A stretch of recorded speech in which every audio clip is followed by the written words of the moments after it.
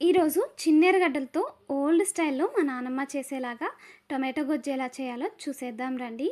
ఈ టొమాటో గొజ్జయితే ఒక్కసారి తింటే ఎవ్వరికైనా ఫేవరెట్ అయిపోవాల్సిందే. అంత టేస్టీగా ఉంటుందనమాట. ఈవెన్ బ్యాచిలర్స్ అయినా సరే చాలా ఈజీగా ప్రిపేర్ చేసేసుకోవచ్చు ఈ కర్రీని. టేస్ట్ కూడా అంతే బావుంటుంది. దీనికోసం ప్యాన్‌లోకి ఆయిల్ వేసి ఆవాలు, కరివేపాకు, ఒక 1/4 కేజీ చిన్నెరగడ్డలను తీసుకుంటున్నాను. ఈ టమాటో గొజ్జుకి ఈ చిన్నెరగడ్డలతోనే మంచి టేస్ట్ వస్తుందనమాట. ఈ చిన్నెరగడ్డలు లైట్‌గా ఫ్రై చేసుకున్న తర్వాత ఇందులోకి 4, 5 పచ్చిమిర్చిని కూడా కట్ చేసి వేసుకోవాలి.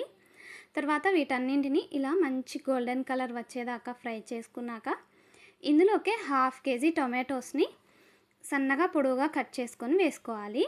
తర్వాత ఇందులోకి సాల్టు, పసుపు కూడా యాడ్ చేసుకొని మూత పెట్టి అప్పుడప్పుడు కలుపుతూ ఇలా మెత్తగా అయ్యేదాకా మగ్గించుకోవాలి.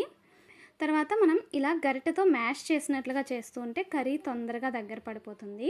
ఇలా టొమాటోలు మగ్గిన తర్వాత ఇందులోకి ఒక చిటికెడు దాల్చిన చెక్క పొడి, జీలకర్ర పొడి, మెంతి పొడి, కొద్దిగా కారం కూడా యాడ్ చేసుకొని మసాలాలన్నీ పచ్చివాసన పోయేదాకా ఫ్రై చేసుకున్న తర్వాత లాస్ట్‌లో కొత్తిమీరను కూడా యాడ్ చేసుకొని కలుపుకొని దింపేసుకుంటే టేస్టీగా ఉండే టొమాటో కర్రీ రెడీ అయిపోతుంది.